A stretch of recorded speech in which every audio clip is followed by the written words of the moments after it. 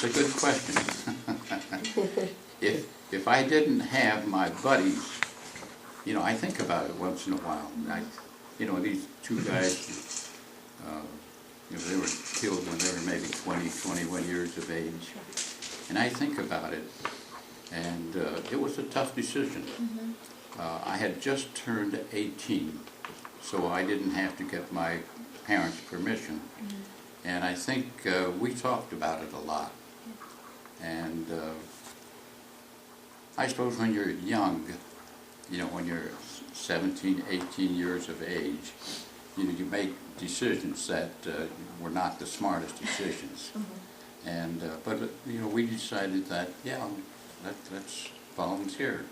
And I know we tried to talk others of our friends into volunteering. Of course, most of them said no. But 5 of us decided to volunteer. And as I said, you make young decisions when you were young. And I don't regret it, but I'm sorry that, you know, so many of the guys lost their lives at such an early age. I was wondering what your experience was overseas during the war. Oh, by the way, my grandson was on the Norman Mineta Fellowship, so he worked in Washington, D.C. And then Gene Shiraki was on the Dan Inoue Fellowship. Do you know who Norman Mineta and Dan Inoue might be? You don't know? Dan Inoue was my platoon leader. I was with him when he lost his right arm. He received the Distinguished Service Cross 50 years later. And even the awarding of citations, there was discrimination. He was put in for a Congressional Medal of Honor, but they would not award a Congressional Medal of Honor to a Japanese American. So 50 years later, Senator Akaka from Hawaii, did a lot of investigating, presented a bill, and I think there were at least 20 guys from the 442 who had their Distinguished Service Crosses upgraded to a Congressional Medal of Honor. Senator Dan Inoue was my platoon leader. I was with him the day he lost his right arm. He is now the ranking member in the United States Senate. I think Richard Byrd and Strom Thurmond both died finally. I'm glad so Senator Dan Inoue is now the ranking member in the United States Senate. In fact, I'm trying to think of what year, the United States Senate had 3% Japanese Americans. S.I. Hayakawa, Sparky Matsunaga, and Dan Inoue in the United States Senate. So that's quite an accomplishment, I would think. He's the fourth in line to the presidency. Is he the fourth in line now? No, he's the president pro tem of the Senate. He's the senator from Hawaii, and he was the first Japanese American to be in the House, first the House of Representatives, and then in I'd like to point out that S.I. Hayakawa refused to support our Yeah. Well, he was a Canadian to begin with. Well, yeah, And he I never know. spent time in a concentration camp. Yeah, that's really bugged. And then Norman Mineta, who you should remember too, he was a congressman elected from California back in 1973, I think, 74. And he became the first Asian American appointed as a member of the cabinet, president's cabinet. President Clinton appointed him. And then he was appointed under George Bush. He was the only Democrat in George Bush's cabinet. Right.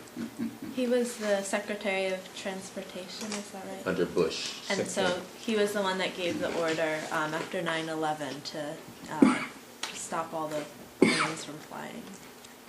So, Do you know who General Shinseki is? I was just actually watching a program last night. Don Rumsfeld is writing a book, and they were interviewing him. And of course, Shinseki was the Chief of Staff of the United States Army.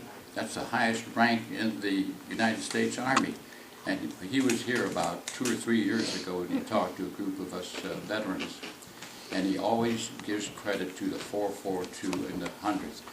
He would not be a four-star general, chief of staff of the United States Army if it had not been for people like myself and others who fought with the 442 and the 100th and the MIS. Well, so what is Sheen Sicky's, what is he right now? He's the Secretary of Veterans Administration. Yeah, well, Yes. so they ought to know that. Yeah. Yeah, they have two Asians, no, three Asians in the cabinet now. Wolf and Shu. Stephen Shu, yeah. Yeah. Do you guys have other questions? Taylor had a question for you. Oh, I was just wondering, Oh. it was really interesting talking about how your first battle was in the camps in Mississippi, the training centers. I was wondering what it was like being outside of the country. Was that your first time Oh, yeah. outside of it? Oh, yeah. What was it like being in a completely new environment, but also Well, fighting it's a war? very different, but you're treated, like blacks, for example. When they go overseas to, let's say, whether it's France or Germany or wherever, they are treated so much better than if they were in the United States of America. So it was different. You went to where? They went to Italy? Is that where you went first? Italy and France.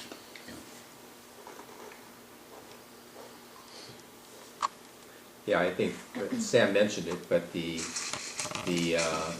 regiment that he was a member of became the most highly decorated unit in United States military history. Yeah. They lost And- more lives. Where they had a 300% casualty rate, Yeah. which meant that they were, injured a number of times and went back in. Well, what about the rescue of the Texas 36th Battalion? Yeah, well, a regiment of the Texas 36th Division had gone way ahead, and they became surrounded by Germans. And of course, they tried to break through the German lines to rescue the lost battalion, but they were not able to do so. And they called on the 442 because, do you know what go for broke means? Anybody? No gamblers here, I guess. Go for broke means shoot the works. Let's say you're rolling dice and you say, well, this is my last shot. Shoot the works. Go for broke. That was our motto. That's a Hawaiian term, go for broke. And they knew that we would go for broke if necessary. And so we, for 2 weeks, in this rain and cold and snow and whatnot, we rescued the lost battalion. And that's what we're known for, the lost battalion. Tell them how many casualties Well, you suffered in order to yeah. rescue these people. Yeah, we rescued, they say 211 Texas 36th Division members, but we suffered 800 casualties, over 800 casualties, including, I think they say, 187 killed in action, rescuing the lost battalion. I remember we had a Day of Remembrance program, and there was one guy from Chicago who was a member of the Texas 36th Division. And I, was chatting with him, and I said, we should have just let you guys surrender. That would have been the smart thing to do. In fact, one of the things I think about is that we were used. They knew that they could count on us, and but You we were were used. dispensable. Yeah, we were just cannon fodder. Yeah. And even at the time that they formed the 442, the Regimental Combat Team, people said, we're just going to be used as cannon fodder. And I think it probably turned out to be true, so to speak. If you were just drafted like everybody else, you could go to the Quartermaster Corps or the Engineering Corps or whatever, non-combat. But we were all combat soldiers.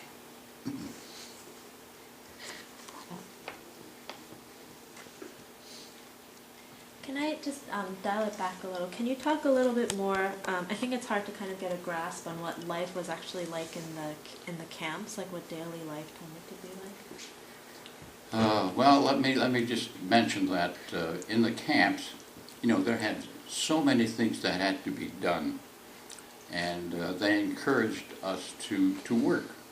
And of course, we lost everything, not only our freedom, but when I think of, we had farmer neighbors, and they had trucks, they had horses, they had plows, they had caterpillars.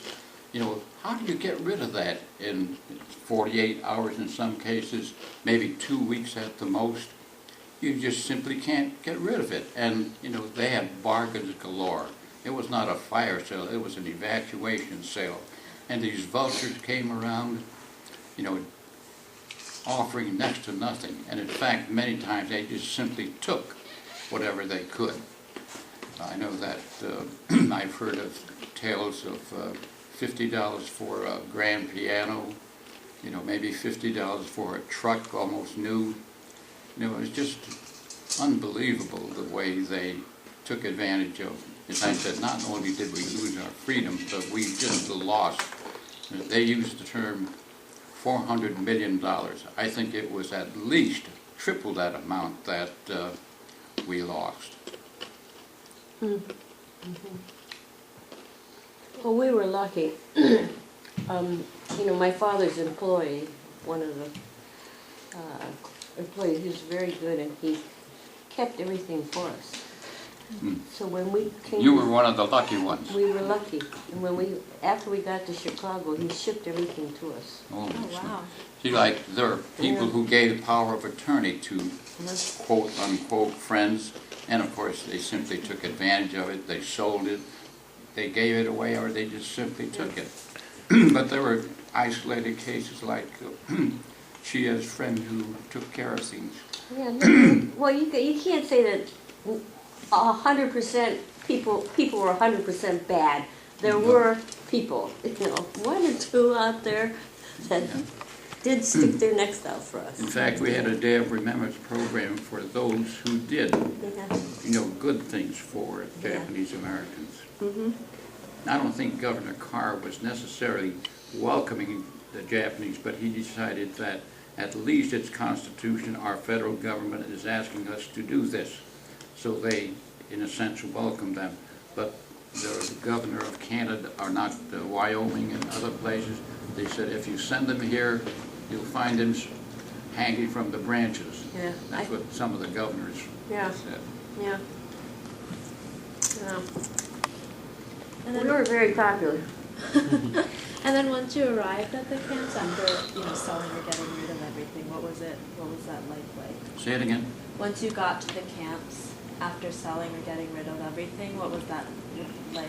Was it a routine, or was there structure at all in the day? Yeah, I think depending on your age and so forth, like the young ladies, I'm sure did things, but you know, there was, in a sense, there were some good times. You had a lot of dances, there were a lot of young ladies around, and you didn't have to travel that far and so forth. But there was no, you couldn't run down the block to get a hamburger or a Coke or, you know, stuff like that that you would do if you were outside. Yeah. So. But a lot of us worked. Uh, Did you work in the camps? yes, I worked. I worked as a lumberjack, a coal shoveler, and Oh, I wow. also coached a girls' softball team. Did you tell them how much you made? $12. No, it was $8, $12, and $16. Then they raised it to $12, $16, $19 a month. Yeah. $19 I think- for a doctor. I think, A doctor got $19. you know, I think Uh-huh. young people, now what's the minimum wage now? Eight and a quarter? An Yeah. hour. Yeah. An hour. As I said, we received $8 a month if we worked. And they had to do all kinds. What were you doing as a lumberjack in camp? Well, you know, they had pot-belly stoves, you know. In many places, they were like Hart Mountain, Wyoming, that was cold. They had pot-belly stoves. And of course, we had to cut trees down and cut them into sizes so they could be used as firewood. I worked in the office. Can't remember exactly what I did, but I was there for the warehouse. Yeah. And so Chia, you said you left camp to go to school. Yeah. But then once the war ended and your family was released, what was it like then? By that, when the war ended, my father and mother were already in Chicago, and I was in Wisconsin. Okay. Yeah, attending school. Okay. So, you know,